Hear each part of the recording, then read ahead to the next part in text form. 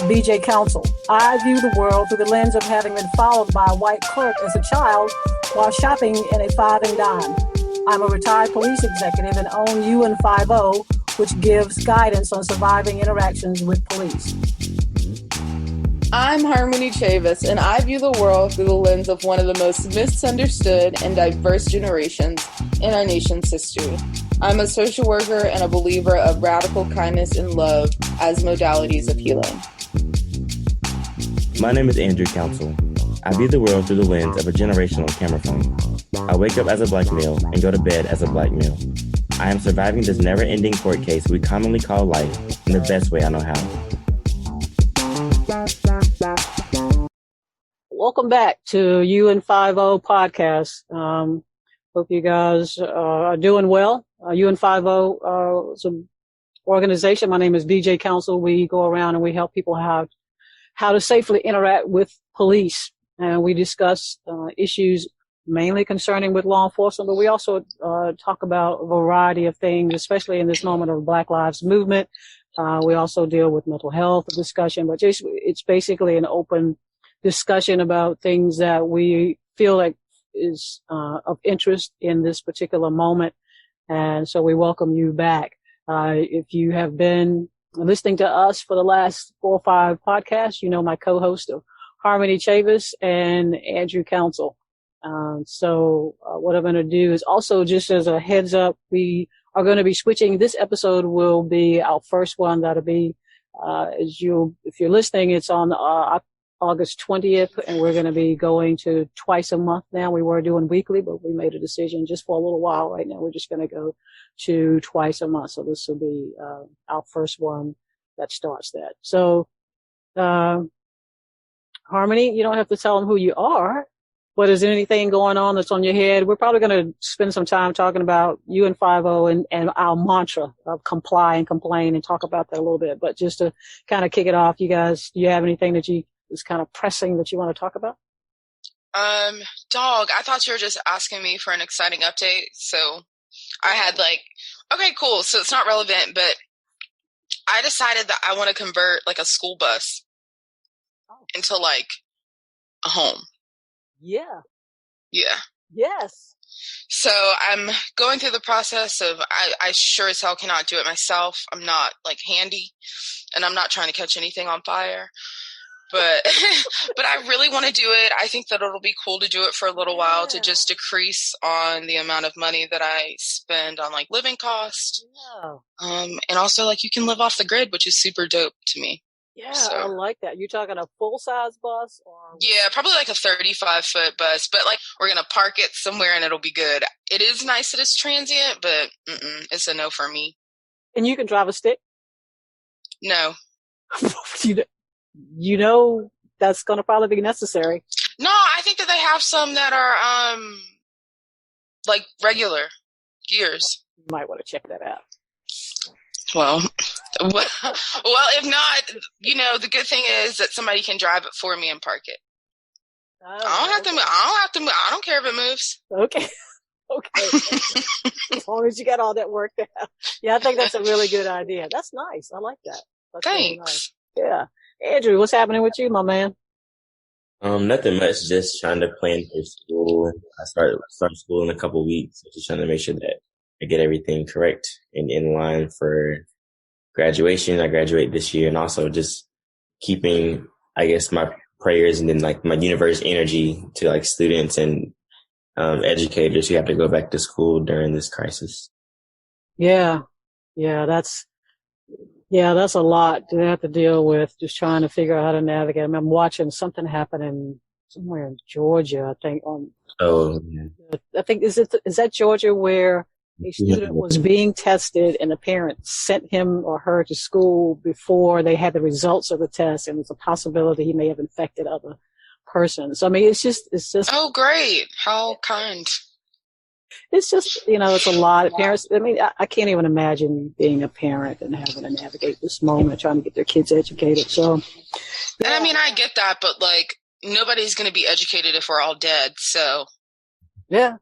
The question is, and this is always my question with people that have this opinion about masks, is like, what happens if we all have to die? Like, why not? I don't know. My friends back in China are getting back to regular life. Like, they're out living their best lives. They're safe. And, you know, here we are doing the same thing, even though we shut down for 2.5 months. There's no fruit to show for all of that labor. And I, for one, I'm pretty frustrated at this point. I know. I think we all are frustrated. Yeah. What do you think, Andrew? Just about like the schooling in general, or how? It's kind of like schooling, because you're the one that's actually going back to a school setting. You know, how does that feel for you to have to? To me, it's very dangerous. I've chosen to take all online classes, so that I don't necessarily have to step foot on campus if possible. Right. And I'm also staying off campus, so if they do kick us off, which they may, they've already stated at my institution that they will not be refunding us any money for our. What? So last semester, they kicked us off and they gave us back our housing fee. But if they do that now again, they have told us you will not get any money back. So I'm just kind of hoping that everything flows fluidly. Wow. Yeah, that's tough. That is tough. Okay, cool. So UN50, for those of you who don't know, started back in 2015, and one of the things, and Harmony has been with me since the beginning. She's been sitting at the table with me since the beginning, and just been phenomenal, and making sure I stay, relevant as far as, because I'm a boomer. And so one of the things that we talked about is like, and she may have mentioned it in the early one, was like, what is the mission? And one of the things we came up was comply and then complain. Because the ultimate goal for UN50 was, we need you to get to the house. We really just need people to get to the house. That hasn't changed. That will never change. No matter what people might say. Even when George Floyd, you can't get any more compliant than Mr. Floyd. And people were telling me shortly after that, it was like, well, he complied. And so why should we comply and we still get killed? And that's a very valid argument. But I would also push back on that the odds of not complying, definitely the percentage of rises up, that something will happen to you if you don't. So the odds are, if you comply, more often than not, you will survive the interaction. So I'm not going to change my mantra, just because I believe that. And then we just have to deal with, unfortunately, these egregious things that happen. Mm-hmm. So I think what I want to talk about is that what I struggle with is when I go to some of the, especially Black youth. I may have mentioned that I went to Kinston. I worked doing some work in Kinston. I was in a. Can you give us a little background of what Kinston is, like what it looks like? No, just not for me, but just for our listeners, so they can paint a better picture for themselves. I'm sorry. Thank you. It's a small town here in North Carolina, and so in the eastern part of the state, which when you start going east, you start getting into some of the poor counties. The demographics for Kinston is primarily Black and poor. And we have a grant called Disproportionate Minority Contact. It's also called, it is now being called Racial Equity Disparity. And it's a grant that we got down there in 2018. So as part of, the grant, I do presentations on behalf of the Kinston Police Department on complying and complaining. And so we were invited. So we go down there and we're working with the community so they can figure out about disproportionate minority contact in Kinston, looking at their police department as to if they can reduce minority contacts by law enforcement. So right now we're in the middle of crunching numbers and those types of things to see, what causes law enforcement to interact with youth, and see if we can do some diversion programs, do some diverting to, and those types of things. So one of the, and UN50 is again part of the grant, and so the community can ask UN50 to come out. And the detention center or youth center, apologize if anybody's from Kinston listening, there invited me in to come and talk to their youth in their detention center. And while I was there, showing some videos that I no longer show where black bodies are being shot because of George Floyd. I have made a commitment that I will no longer show black bodies being shot. I'm going to show some videos, but they will no longer show actual physical harm to black bodies, because George Floyd was basically a curtain call for me. We don't need to show any more of that. And so while I'm in there, I still have, this is before this, obviously, I'm showing videos. Obviously, we've seen bodies being shot and killed, and youth, black males, black and brown males are still telling me they're going to run even though when they have interaction with law enforcement. Even after I'm sitting there giving them this information, they're still saying, okay, but I'm going to still run. And knowing the possible consequences of those actions could lead to their death. Mm-hmm. Now, BJ, can I say a couple things? I struggle with that. I wanted to go back to just a couple of points that you made earlier. I remember when this whole thing started, I was at, a very different point than I am now in the way that I looked at police brutality. And I still look at it, I would say, very similarly. But I came from the perspective of comply, then complain. How about police just do what they should do the first time? Mm-hmm. But I think one thing about your presentation and about just you in general, and this is when I really got it and wanted to be a part of this, was when you said that you just want to make sure that they make it home. And like, I can feel just that love and compassion and protective nature. Like every time you say that, it takes me back to that specific moment of when I realized that this was really something that I could get behind in the long term, although I'm not for shifting blame to individuals instead of systems. So that's one thing that I wanted to say about that comply and then complain, that it was definitely something that was done with intention. With all of us, it was definitely, I feel like, something that we struggled with within our group during those, couple of meetings. And I feel like it was also something that encouraged all of us to have a really honest, introspective moment where we addressed, why we are in this work, what our goals are for what we're doing in this work. And readjust accordingly. So if you are listening, I hope that we can continue this conversation with open minds and open hearts, just because I was exactly where probably a lot of our listeners are. But when you get to know BJ and when you get to know just the amount of care and love that went into UN50 and how many meetings we had, where I was literally starving but couldn't eat because we weren't done talking yet. But yeah, it was done with a lot of intention. So it's done from the perspective of everybody just wanting to make sure that you make it home, even though we understand that people comply and they're killed. And there's tons of people who don't comply and are fine. A lot of white people don't comply. A lot of black people don't comply. And, sometimes it's as simple as, they're wrestled to the ground, and that's kind of where it ends. So we're not here to say that it's the individual's fault. We're not here to excuse the behaviors of abusive police and policing tactics, but we are here to say that you can't avenge yourself from the grave, right? I remember that was kind of the analogy that I used. Yep. You can't avenge yourself from the grave. So yeah, we're doing this with a lot of intention and love. Yeah. And you know what? I really appreciate you saying that, because of you being there, you brought in this young voice to a bunch of old people around the table, because you were the youngest person in the room.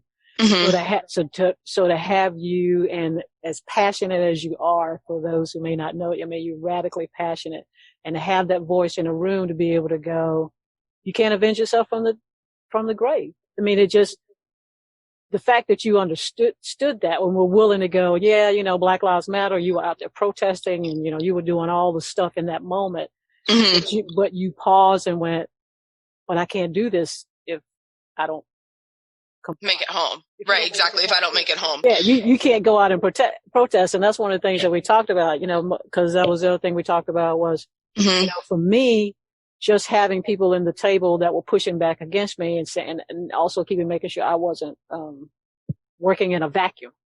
Right. I'm okay with people protesting. I want you to protest. Right. But I want you to go home and come back and protest another day, because that's important to this movement. So yeah, I mean, you being there, but I think again, I think what I'm just struggling with sometimes is just watching my young Black brothers, young youth just being, I mean, they're angry and I get that. And why they still choose to say, I'm going to run anyway, no matter that I'm seeing these examples of Black bodies on TV and repetitively being shot. Or maybe we could address this with Bree, because I think that this is so trauma related, and it's rooted in just survival tactics, you know what I mean? And so I think that this would be really valuable to discuss with Bree on the next episode.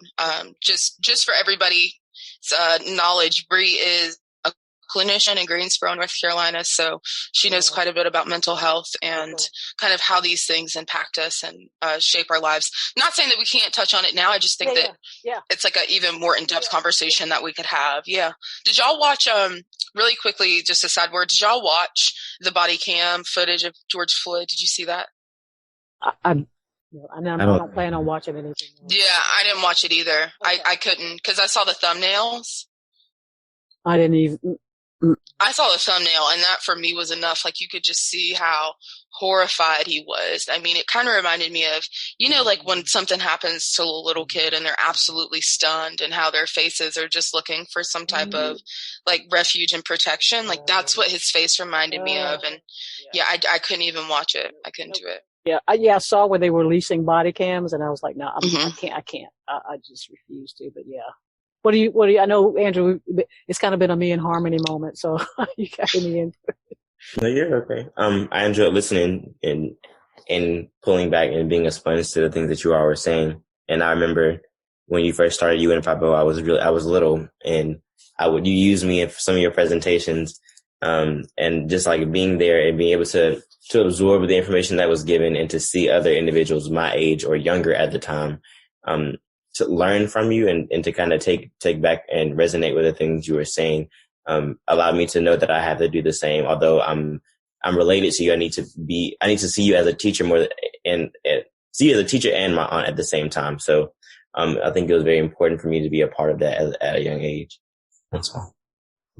So, okay. And so Andrew, I guess I'm just trying to figure out, I guess it depends on your journey as to why you feel like they just shouldn't comply. Is it just because everybody's just angry right now? They're just like, I mean, I get the whole don't want to listen to authority. I get that. Been there, done that. But when it's making a decision that could ultimately raise it up against the authority and you being injured, I'm not really following that as a boomer. You know what I'm saying? I mean, I get it, but I'm just trying to figure out what makes it so different from me being a boomer and understanding when the popo rolls up, okay, hands up, I'm done doing whatever I'm doing. Now there's a mentality when the popo rolls up, they're like all up in the popo's face, don't care, not gonna stop doing what they're doing.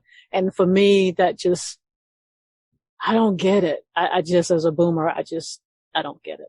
I'm not exactly sure. And of course I can't be the spokesperson for like every generation, but I know that I can speak on what I've seen and what I've experienced around other individuals of my age. And I can see that some of them, when interacting with police, automatically have a negative connotation when it comes to law enforcement. And then secondly, most of them, if they would get pulled over or something, or any interaction with the police, they automatically have this lens of I did nothing wrong, regardless of what happened. So it automatically puts up this wall of defiance saying that I did nothing wrong, so I'm going to attest that so that you can see my point of view. And that clash of you need to listen to me because I am an enforcing officer and I didn't do anything wrong, so you need to listen to me because I have rights and I'm a human being. Those clash sometimes, and especially, and I've seen it. It's scary. So it's very scary. Very, very scary. What do you think, Holly? I agree. Yeah. So, I mean, I've definitely been in positions, like there was one time I was in Charlotte for my friend's 21st birthday, and these police, when I tell you that they rolled up on this man with guns drawn, and this was after Sandra Bland had been arrested. And so I stood there and I recorded the interaction, and at first he was a little bit like riled up, and I was just like begging him to just please calm down. You know, we're here for him. We're recording everything. We're going to be here the whole time. I even got his number so that I could text him the video just in case, he needed it. And I think it's just interesting to me how we can trace a lot of these patterns back to childhood, right? I don't know if you've ever been accused for something that you've not done by your parents or by a teacher, or how adamant you become of, I didn't do anything, but I didn't do this. You remember how angry you would get and how just like riled up and just, I don't know, passionate, angry, distrustful. I mean, there's a lot of emotions I'm sure that come up, but again, it's just, for me, it's always interesting how we can trace a lot of these patterns back to childhood and very primal behavior, of just wanting to defend yourself and saying, no, I'm innocent. Please see that I'm innocent. And I also think that Black people also are more predisposed to feeling like they have to justify literally everything, justify why you're smart enough to be in that cohort, justify why you're, capable enough to be the boss, justify why you are, smart enough to be the valedictorian or whatever it is. We've been conditioned by society and by white supremacy to have to always prove ourselves. And so I think that when we're interacting with law enforcement, it's a very, I don't want to say basic or not even necessarily primal, but I think it's definitely a reasonable response to be very adamant about you being innocent or not doing anything. Like, obviously, there is something called emotional regulation as well, and knowing when to understand that that's how you feel and that's how you want to react, but it's not going to be fruitful for you in the end. So I think a lot of it is teaching people a little bit more about their emotions and teaching them how to regulate those emotions instead of just going back to that, childlike, very understandable behavior. But a lot of people were never taught how to regulate their emotions. And that kind of hits on, I talk about it a little bit sometimes during the presentation about, I think I say stuff like, stay out of the police officer's head. Because you're trying to figure out what are they stopping me for? They're profiling me. I mean, so that to me just kind of cranks it up inside of you. You're making yourself stress out. So I'm trying to get people to understand, stop trying to figure out why they stopped you, because hopefully they'll tell you.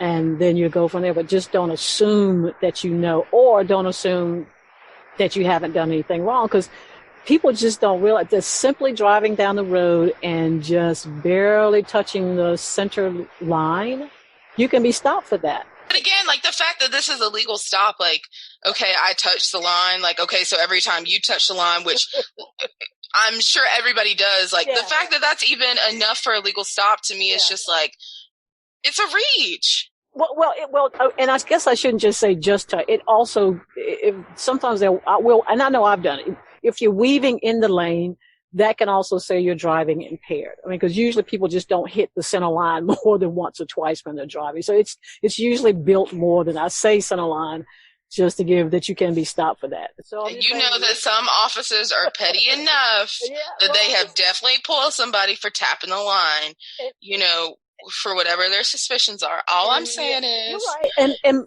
you're right, and I'm not taking that away from you. But what I'm saying is that it's legal. I mean, that it's exactly, and that's my problem. Right, and that's not the officer, right? And so don't be. But you have the personal discretion. Okay, you know what, BJ, we're not gonna do this. I'm sorry. I know, but I'm just saying what I need to. Okay, let me get away from that so you can calm down. Oh wow! See, it be your own people. I swear, it's always your own people who come for you. It's never the strangers. On the street. I know, right? So I guess I'm just trying to get people to understand. I just don't want you to try to figure out why they stuck, because you're going to get all cranked up and you're going to get emotional. Then they get emotional, and everybody's all up out of their, all up in their feelings. And the only person that you have control over is you and your emotion. Absolutely. Because I just need you to get through that, because you might get that officer just saying he ain't feeling it, and, right.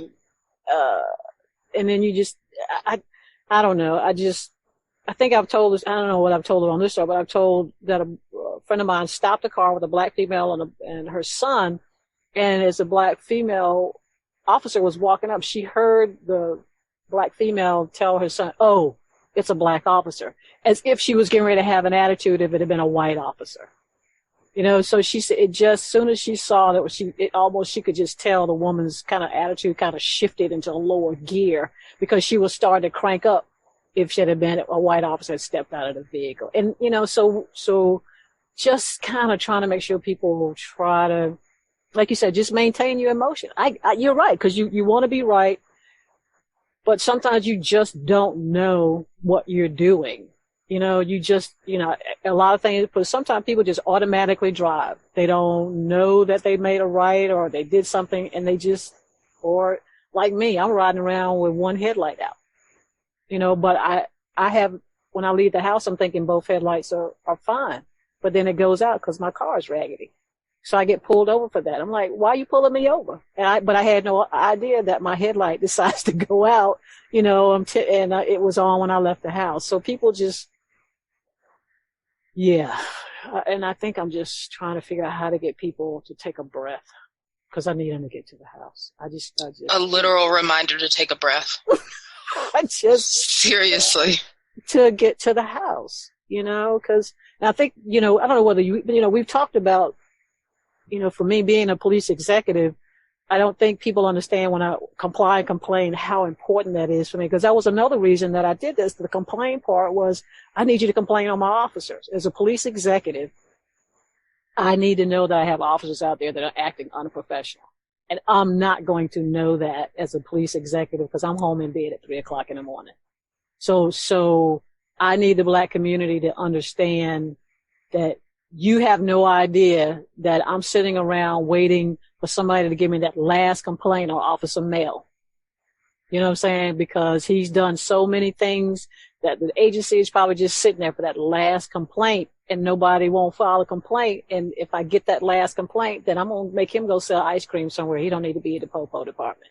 But you're getting Black folks to understand that part of some of the responsibility is, even if something is, well, he just had a bad attitude. I need to know that because that checks that officer that this particular community is saying we expect professional behavior from the officers that serve this community, and we community are going to hold you accountable. And if you're not professional, we're going to file complaints on you.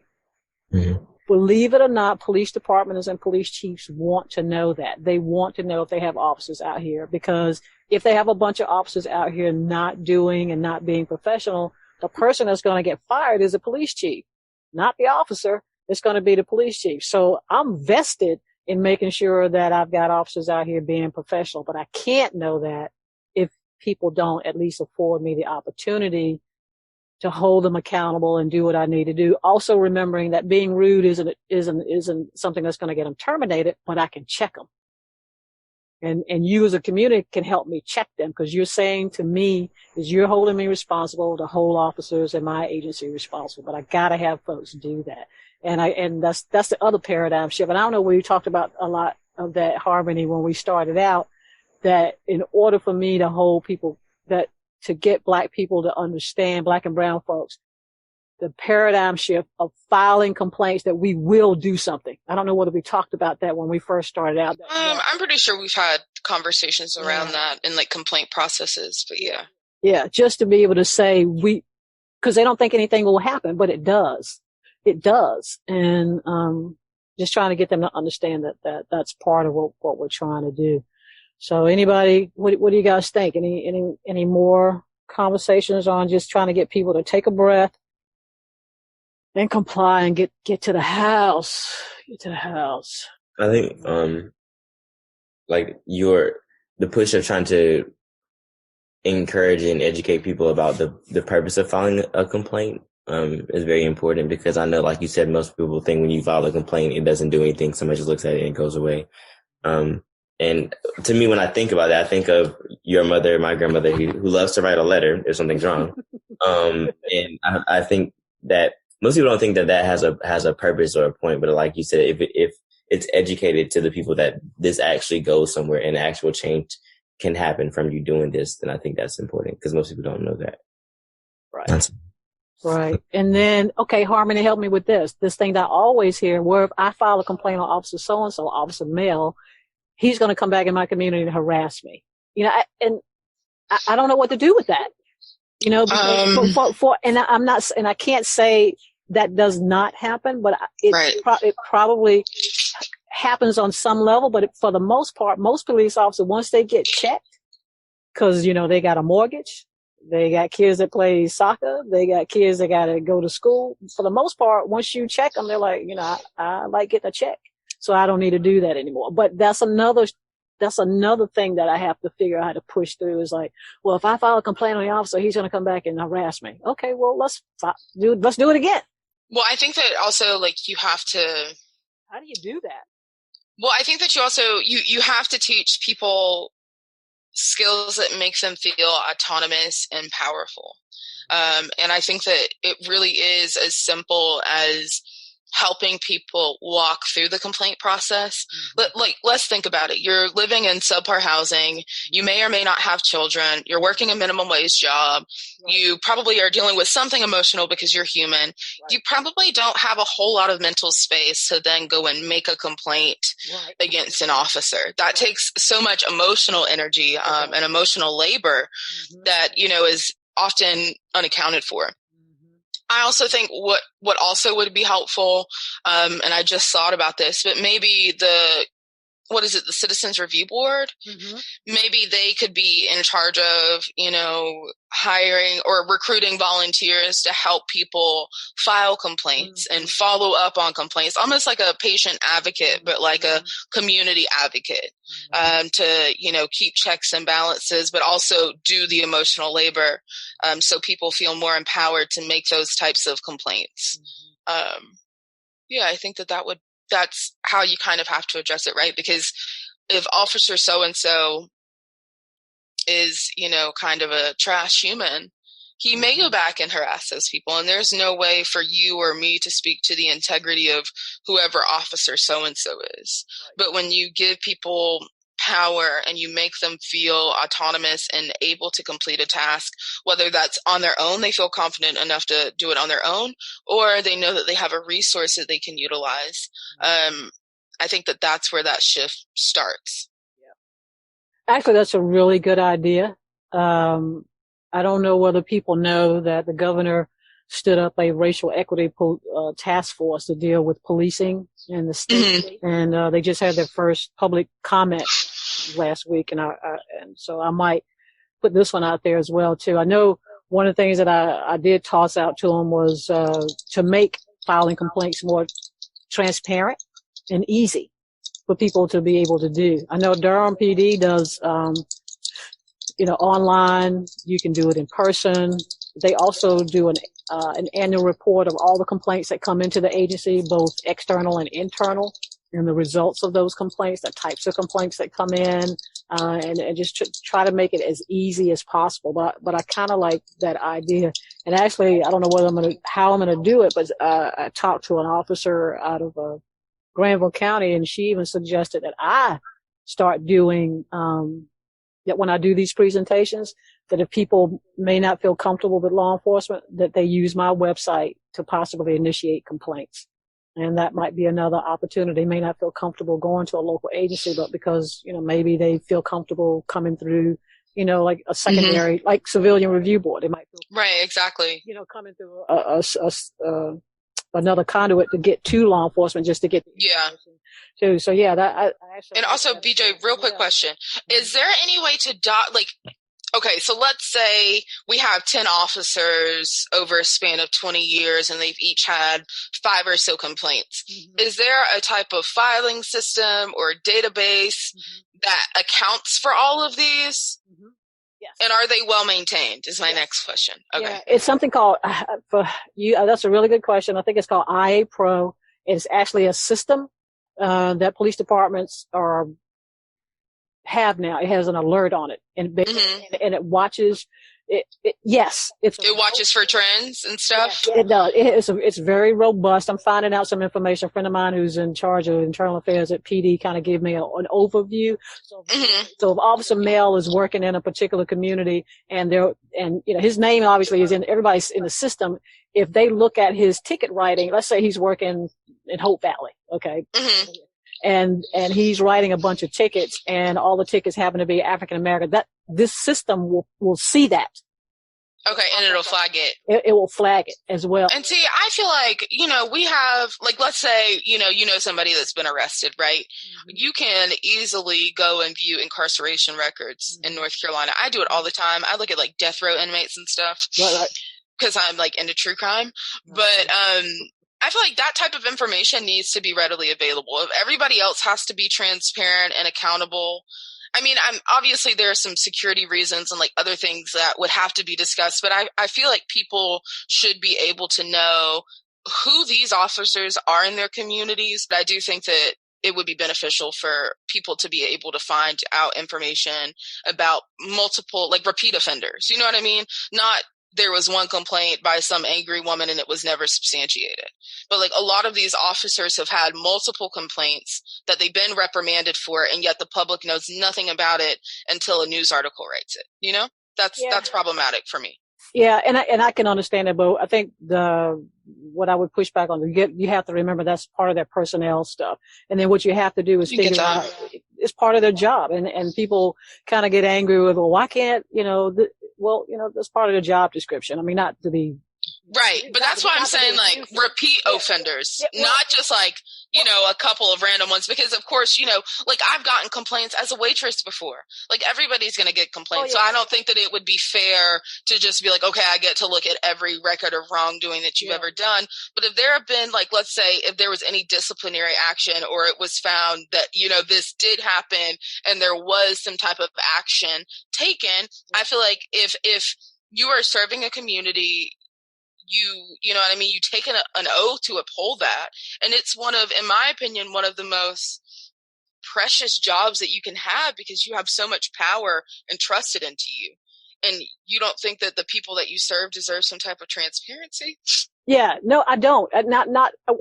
Okay, I'm saying no, but what I'm saying is the reason it doesn't come out until, what happened, okay, how can I explain this? Because I agree with you to a certain point, but not so, you don't need to know all my complaints, because my complaints could be all not sustained, as long as they're not. Exactly, and that's how I feel as well. Right, so, but the thing is, if I've got a couple where I did something and it was sustained, but it's not, it might be just because I didn't do some reports, or somebody kept complaining on me because I was rude a couple of times.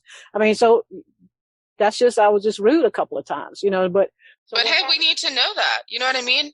Not necessarily, because, okay, let me give you this example. No, I don't think you need to know that. What happens is, okay, let's take Chauvin, the guy with George Floyd. Okay. Well, let's not take Chauvin. Well, that's a brilliant example, actually. Okay, let's go with Chauvin then. He had 12 complaints over a career of 29 years, right? Which is not, I mean, it's not, and that's how I feel. It's not necessarily a lot. And explain it. Okay. Let's explain it to the listeners the way that you explained it to me. Because if you just hear somebody say, 12 complaints over 29 years, like, that is a lot. And like, I get why it would seem that way. But once you explained it, even if you think about it in relationship to a regular job. Okay, I waited tables for a long time. I cannot tell you how many people didn't tip and complained as a way to get something taken off. So like, I get that. But yeah, explain it to the listeners how you did to me. It was brilliant. Okay. And okay, so basically what I did, I had crime analysis in Durham. Take a look at, there's a beat here in Durham that for the year of 2019 received 14,900 calls for service. Okay. So if we look at that and we have that one officer working in that particular beat for 29, 30 years, that one officer stays in that beat for 29 years. And, again, 2019, that one car got 14,900 calls, just 911 calls, not self-initiated, not, excuse me, officer, while I'm eating your donut, could you help me out? Just the calls for service. Over the course of 30 years, that car is crawling up to almost 500,000 calls for service. So 12 complaints for having answered possibly almost 500,000 calls for service is nothing. Right. So So, but what we need to look at is like you said, it's a type of call. Type of offense. And also for me, it's not even the type of call, but the type of offense. The type of offense. So type of complaints on the officer. So that's right. Exactly. That's what I meant. Sorry. No, that's fine. So when Chauvin, so basically that's why you're not going to know it over the course of 30 years. I mean, he could get 20 complaints and they may be the same thing depending on where he or she works. So, but if you've got 12 complaints over that course of the year and he's got 6 where he's violated people's rights, what that says to you or should say to you as a citizen, what's wrong with the culture at the agency? Mm-hmm. That you have allowed this individual to have 6 complaints where he has violated people's right. That's a problem. That's a philosophy. So yes, he should have probably been gone some time ago. So now you turn your attention to the agency and go, why didn't you terminate this officer based on the fact that he has these kind of, and then the agency's got to do this is why we didn't do that. So that's when you start looking at that. And then I talked to Harmony, since I talked to you about it, I talked to another friend of mine who used to work in the drug unit. And what he was telling me that the guys who work the drug unit would go out and do their jobs. And some of the guys he rattled off to me, I know them personally. They're really good guys. They're just out there doing their job. But the drug dealers got mad because they were busting them all the time. And what the drug dealers then decided to do to slow them down was started to file complaints on them. Because they felt like if they started filing complaints on them, that would stop them from coming out and busting them. So people gotta understand that too plays into, because the bad guys are trying to get the popo off of them. So now they're filing false complaints because the police, these guys are doing their jobs. So it's convoluted, and you just kind of have to figure out transparency, figure out what kind of, not necessarily the number of complaints, but the types of complaints that are coming in on the officer. And then the agency has to say, you know what, we're not going to allow you to violate people's rights. And after the 3rd or whatever they decide the number is, you got to go, because that's not what this agency is going to tolerate. And you may never know that as a community. But then if somebody like Chauvin comes up and you see that they allowed him to violate somebody's rights 6 or 7 times over the course of a year, that's a problem with the police department. That's a problem with the agency. That's a problem with their philosophy. Does that make sense? Okay. That's a good, thank you for letting me do that. I hadn't planned on talking about that, Harmony, but thanks. Yeah. I appreciate that. Well, I feel like that goes into the whole comply and then complain thing, and that's what I love about this podcast, and really just all 3 of us in general, is that we are able to have just an open exchange of ideas. We are at different places on a very wide spectrum. So I love that we're able to have these productive and I think creative type of conversations, because this is not a typical conversation that you have on a day-to-day. Probably don't need to have it on a day-to-day for like your mental health. If I'm being honest, but exactly. Yeah. So Andrew, what do you think? Any thoughts on what we just, I know what you're getting ready to say. I've been absorbing all of this. I really have. I'm appreciative of you teaching that, because I didn't know the process or how that really worked. I just knew there was I knew it was there. I just didn't know how it was broken down. And I think it's important for people my age specifically to know how it's broken down, so that we can understand that it's not just going into a box and no one ever looks at it anymore. Right. And a family member posted something the other day of a woman who had a guy, like this white guy, blocked her vehicle. I think she was a white female. I think she had some black kids in the car, and he called her, nigger lover, right? And wouldn't let her move, right? And then she called the police, and based on the Facebook, based on the Facebook post, she's saying the police officer didn't do anything, right? And in her, based on what happened, she said he was just kind of useless for the most part, is what she was saying. And so I'm sitting there. I haven't done anything. I had to say anything about calling this relative of mine, but it did not give me the impression that this woman has filed a complaint on this police officer. You know what I'm saying? I mean, I get she's like, he didn't do anything and I'm mad at him, but I'm going on about my life. My thing is, file a complaint on this guy, because somebody else is going to have the same incident happen at them. And so for me to tell people, even though you don't really, and Harmony, I heard what you said about for a lot of people, they just don't have the time. It's intensive. What you got to do. You're going to work, you're raising kids. I ain't got time to follow on the popo, but if you got a minute, I mean, sometimes it's just, Yeah. Even if it's just 911, Officer Mel was just a butt. Can you let his supervisor know my name is, and I'm out? Even if something that simple. Yeah. But we gotta say something. So this guy is probably going to do the same thing to somebody else. Yeah. But I also think that it comes from like this victim blaming. You know what I mean? Like when women are raped and they're not believed when they go and file a report. I think that for a lot of people, especially people that come from vulnerable populations, they're used to not being believed. Right. And so can you imagine, you've been brutalized by this police officer. You don't have a ton of time anyway. You probably are, struggling emotionally like we all are at this point. And then you're basically told, well, and again, I think that it's just like a cultural shift that we have to do. I don't think it's just the police's job or just, our job, even as individuals. It's a collective change and shift that has to happen. I think in order for us to just be a better society in general, because we have to speak up against injustices, whether that's, your friend's a rapist and you haven't called him out, or you've been sexually assaulted and you want to tell your story, or you're filing a complaint against a police officer who brutalized you. I think that we've just got to collectively make that shift. And obviously it's not microwavable. It doesn't happen overnight. Yeah, you're right. Okay, cool. This has been really good. Thanks guys for because I have been really wanting to talk about that. In fact, I can't take credit for that. My producer, Chris Downey, said we should probably talk a little bit more about comply and complain. So I'm glad he suggested that. So this is cool. So, all right. So you guys got any parting words before we close out this episode? Andrew?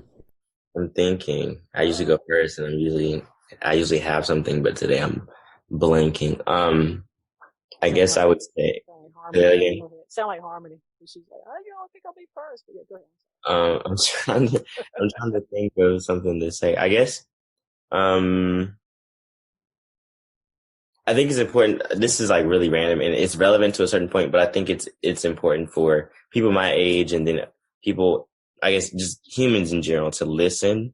And like listening is, someone had to describe or explain to me the difference between hearing and listening. And there's like a difference. Like they said to me, hearing is innate most of the time, and hearing is like it's a sense. So I can hear, but are you really truly listening to what's being given to you? So I think it's important for humans to just listen and be open to various points of view, and especially when it comes to listening to police officers. And I think have you all heard of the phrase ACAB? ACAB, do y'all know what that means? I don't want to say it, but anyway. What does it mean? It means all cops are bastards, and a lot of like protesters have been using this phrase. And I don't say I don't agree with it, but I think it's important for both sides to listen to each other. So that we can kind of understand why do you think all cops are bastards, and back and forth. So just important to listen. That was really just a random mantra that I thought about. Yeah. Andrew, you're so precious even when you say like bad words. Like it's not that it was just so funny to me. I'm really sorry. I have no emotional regulation, as we talked about earlier, clearly. I know it is. But I want to talk about that just for a second. I know we're getting kind of close to, but that kind of goes back to what we talked about with Kerry when he was here. You're dropping one view across the entire industry of professionals based on the incident of that guy in Minneapolis, right, or those guys down in Kentucky with Breonna Taylor, but then you got all, the bulk of police officers they're good people. They're trying to do the right thing, but yet just like, one bad apple and everybody thinks everything else is rotten. And that's not necessarily, I get it.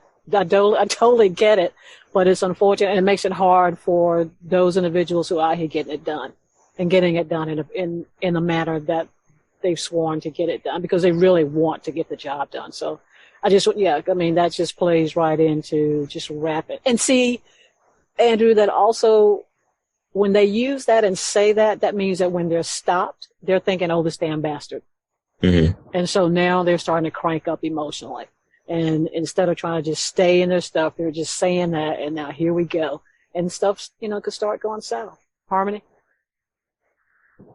You just want me to give like parting words? You give a word of wisdom from a passionate radical. I think that it's okay to adjust your beliefs or your opinions when you have newer information. It's okay to be wrong. It's okay to have been on one side and decide, hey, this is not where I stand anymore. I believe that, it's a chance. There's always room for redemption if you want it. Cool. Thanks. All right, folks. Thanks for joining us again. This is UN50. Thank you for joining in. Visit us on our website where our podcast is, Facebook. I think I also have, what do I have? Harmony. What else do I have? Instagram. Yeah, and Twitter. I'm a true boomer. I was like, what is she talking to me about? I'm a true boomer. My Abby Bradidich is my social media person. She saves me from that, so she helps put us out there. So hopefully, and remember, instead of being a weekly now, we're going to twice a month, and we may go back to doing weekly podcasts. So thanks for joining us, and as always, stay well. Peace.